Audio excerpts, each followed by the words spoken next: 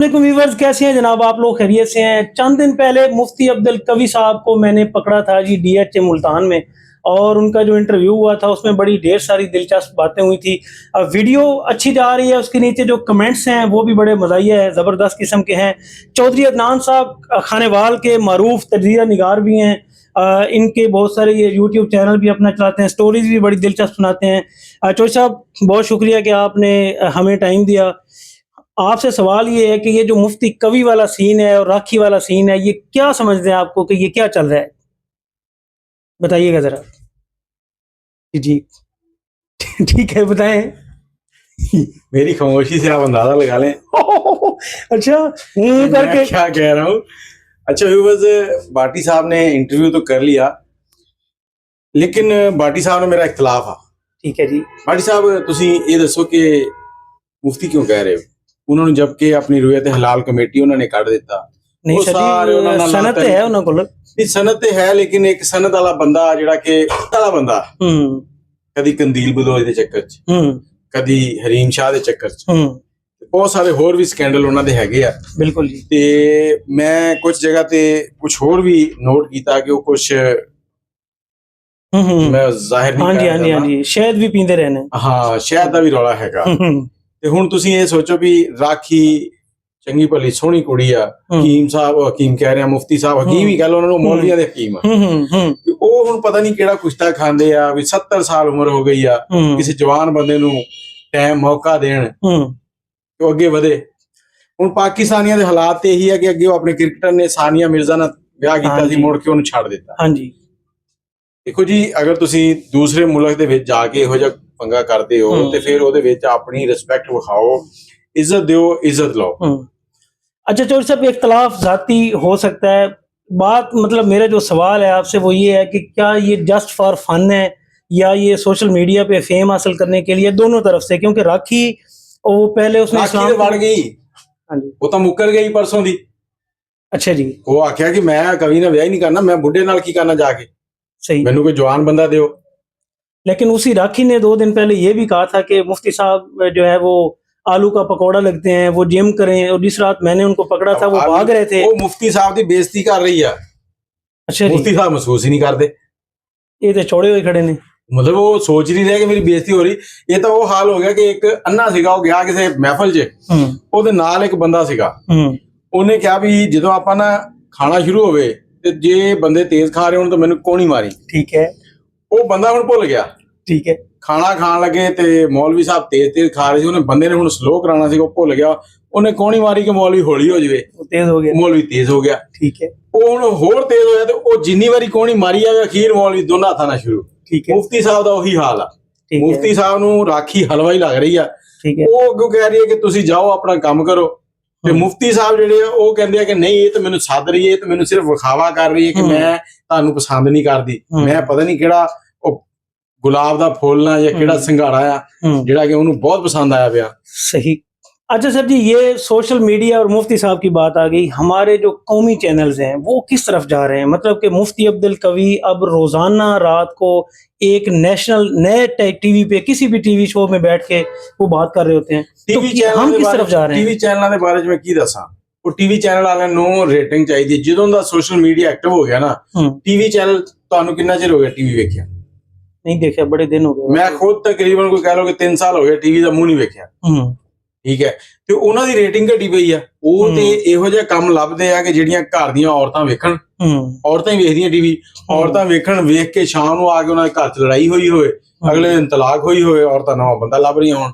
ਤੇ ਮੌਲਵੀ ਇਹੋ ਜਿਹੇ ਉੱਥੇ ਐਂਕਰ ਬੈਠੇ ਹੁੰਦੇ ਆ, ਇਹੋ ਜਿਹੇ ਇੱਕ ਉਹ ਬੈਠੇ ਹੁੰਦੇ ਆ ਹੋਸਟ। ਉਹ ਪਿੱਛੇ ਜੇ ਇੱਕ ਟਿਕਟੋਕਰ ਆਇਆ ਸੀਗਾ, ਉਹ ਬਲੋਚ ਹੈ ਮੇਰੇ ਖਿਆਲ, ਉਹ ਭਾਰਾ ਜਿਹਾ ਮੁੰਡਾ, ਤੇ ਕਹਿੰਦਾ ਮੈਂ ਇਹਨੂੰ ਕਹਿਤਾ ਸੀਗਾ ਜੋ ਦੂਸਰਾ ਬੱਚਾ ਮਰਿਆ, ਤੂੰ ਟਿਕਟੋਕ ਬਣਾਉਣੀ ਕਿ ਨਹੀਂ ਬਣਾਉਣੀ? ਯਾਰ ਆ ਅਜੀਬ ਬਗੈਰਤ ਆਦਮੀ ਹੈ ਤੂੰ, ਕਿ ਬੀਵੀ ਤੇਰੀ ਜਿਹੜੀ ਆ, ਉਹਦੀ ਬੀਵੀ ਦੀ ਬੱਚੀ, ਤੇਰੀ ਬੱਚੀ ਉਹ ਫੌਤ ਹੋ ਗਈ ਆ, ਤੇ ਤੂੰ ਉਹਨੂੰ ਕਹਿ ਰਿਹਾ ਟਿਕਟੋਕ ਬਣਾ, ਮੇਰਾ ਕੰਮ ਦੇ ਵਿੱਚ ਰੌਲਾ ਬਣ ਰਿਹਾ। ਇਹ ਸਾਰਾ ਸੋਸ਼ਲ ਮੀਡੀਆ ਸਿਰਫ ਇਸੇ ਚੱਕਰ 'ਚ ਚੱਲ ਰਿਹਾ ਕਿ ਪੈਸਾ ਬਣਾਓ। ਸਹੀ, ਬਾਕੀ ਕੋਈ ਚੱਕਰ ਨਹੀਂ, ਬਾਕੀ ਕੋਈ ਚੱਕਰ ਨਹੀਂ ਹੈਗਾ। ਸੁਬਹ ਮਾਰਨਿੰਗ ਸ਼ੋ ਵੇਖ ਲਓ, ਉਹਦੇ ਵਿੱਚ ਸਿਵਾਏ ਤਲਾਕ ਤੋਂ ਤੇ ਬੰਦੇ ਤੇ ਸ਼ੱਕ ਕਰਨੇ ਤੋਂ ਕੋਈ ਗੱਲ ਹੀ ਨਹੀਂ ਹੁੰਦੀ।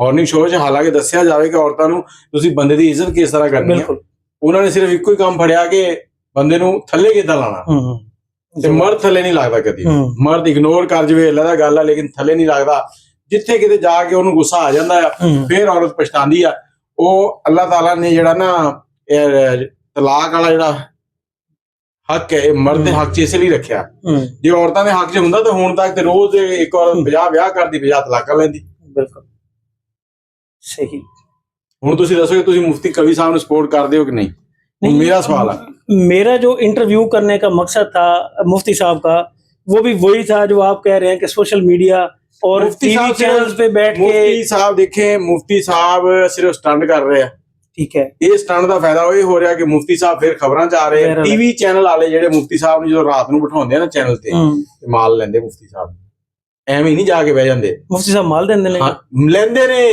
ਅੱਛਾ ਚੈਨਲ ਵਾਲਿਆਂ ਕੋਲੋਂ ਮਾਲ ਲੈਂਦੇ ਨੇ ਕਿ ਮੇਰਾ ਪ੍ਰੋਗਰਾਮ ਦੇ ਵਿੱਚ ਤੁਹਾਨੂੰ ਮਹਿੰਗੀਆਂ ਮਸ਼ਹੂਰੀਆਂ ਲੱਭਣੀਆਂ ਫਿਰ ਚੈਨਲ ਵਾਲੇ ਹੀ ਕਰਦੇ ਆ ਕਿਸੇ ਕੰਪਨੀ ਦੀ ਮਸ਼ਹੂਰੀ ਲੱਗਣੀ ਆ ਉਹ ਦੱਸਦੇ ਆ ਵੀ ਇਹ ਮੁਫਤੀ ਸਾਹਿਬ ਦਾ ਸ਼ੋਅ ਆ ਇਹਦੀ ਰੇਟਿੰਗ ਜਾ ਰਹੀ ਹੈ ਉਹਨਾਂ ਲੋਕਾਂ ਨੇ ਸੁਣਨਾ ਇਹਦੇ ਜਿਹੜੀ ਤੁਹਾਡੀ ਐਡ ਹੈ ਜਿਹੜੀ ਲੱਖ 'ਚ ਚੱਲਦੀ ਉਹ 3 ਲੱਖ 'ਚ ਚੱਲਣੀ ਹੈ ਤੁਹਾਡੀ ਐਡ ਸ਼ੁਰੂ 'ਚ ਚਲਾਵਾਂਗੇ ਐਂਡ 'ਚ ਚਲਾਵਾਂਗੇ ਇਹ ਰੇਟ ਹੋਣਗੇ ਉਸੇ ਹਿਸਾਬ ਨਾਲ ਮੁਫਤੀ ਸਾਹਿਬ ਵੀ ਲੈਂਦੇ ਆ ਜ਼ਬਰਦਸਤ ਹਾਂ ਜੀ ਇਸ ਗੱਲ ਦੇ ਵਿੱਚ ਕਿੰਨੀ ਕੀ ਸੱਚਾਈ ਆ ਮੈਂ ਕਨਫਰਮ ਨਹੀਂ ਕਹਿ ਸਕਦਾ ਲੇਕਿਨ ਮੇਰੇ 2-4 ਜਾਣਨ ਵਾਲੇ ਹੈਗੇ ਆ ਜਿਨ੍ਹਾਂ ਨੇ ਦੱਸਿਆ ਕਿ ਜਿੰਨੇ ਵੀ ਆ ਮਸ਼ਹੂਰ ਜਾਂਦੇ ਆ ਨਾ ਪੈਸੇ ਲੈਂਦੇ ਇਹ ਪੈਸੇ ਲੈਂਦੇ ਆ ਤੇ ਕੁਝ ਇਹੋ ਜਿਹੇ ਐਕਟਰ ਆ ਕਿ ਜਿਹੜੇ ਅੱਜ ਵੀ ਦੱਬੇ ਪਏ ਆ ਅਖਬਾਰਾਂ ਦੇ ਵਿੱਚ ਬਹੁਤ ਅੱਛਾ ਕੰਮ ਕਰਦੇ ਆ ਲੇਕਿਨ ਉਹਨਾਂ ਨੂੰ ਲੋਕ ਕੋਈ ਪੁੱਛਦੇ ਹੀ ਨਹੀਂਗੇ ਉਹਨਾਂ ਕੋਲੋਂ ਜਿਹੜੇ ਇੰਟਰਵਿਊ ਲੈਣ ਵਾਲੇ ਉਹ ਕਹਿੰਦੇ ਸਾਨੂੰ ਪੈਸੇ ਦਿਓ ਅੱਜ ਇੱਕ ਲੱਕੀ ਡੇਰ ਨਾਂ ਦਾ ਬੰਦਾ ਬਿਮਾਰ ਹੈ ਬਿਲਕੁਲ ਉਹ ਬਿਮਾਰ ਪਿਆ ਹਾਂਜੀ ਉਹ ਮਦਦ ਦੀ ਅਪੀਲ ਕਰ ਰਿਹਾ ਲੇਕਿਨ ਉਹਨੂੰ ਕਹਿੰਦਾ ਕਿ ਮੈਨੂੰ ਨਾ ਛੋਟੇ ਨਾ ਸੀਨੀਅਰ ਨਾ जूनियर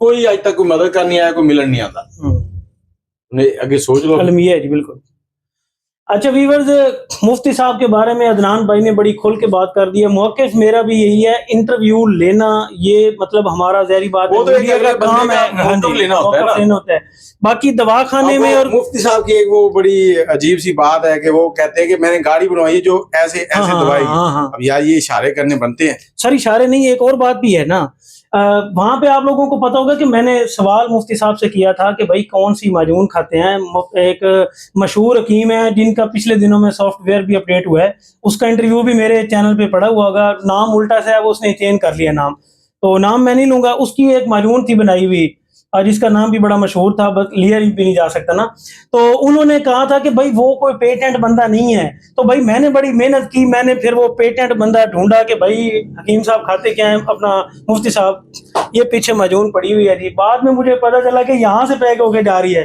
तो भाई 70 साल का जो बंदा है वो बंदा इस मजून को इस्तेमाल करके 14 करोड़ पाकिस्तान के नौजवानों की उम्मीदों पे पानी फेर रहा है और वो जो भी कोई ऑफर आती है भाईजान वो कहता है कि मैंने शादी करनी है तो उसकी वजह जो है ये मजून लुत्फ शबाब है जी ਤੁਸੀਂ ਇਹ ਪਿਛਲੇ ਦਿਨਾਂ ਦੁਬਈ ਦੀ ਗੱਲ नहीं सुनी कवि साहब दी हाँ जी वो तो बच्ची आई थी मैं उसके कान में कह रहा था अब वो क्या कह रहे थे वो आप सबने देखा भी है और बस ये है कि एंड पे पैगाम यही है कि भाई आपकी उम्र 70 साल भी क्यों ना हो जाए हकीम आपका तगड़ा होना चाहिए अच्छी माजून इस्तेमाल करें और ताउम्र आपने बूढ़ा नहीं होना वो कहते हैं कि मर्द और घोड़ा कभी बूढ़ा नहीं होता इसके साथ ही मुझे इजाज़त दीजिए नेक्स्ट वीडियो में मिलते हैं अल्लाह हाफिज़।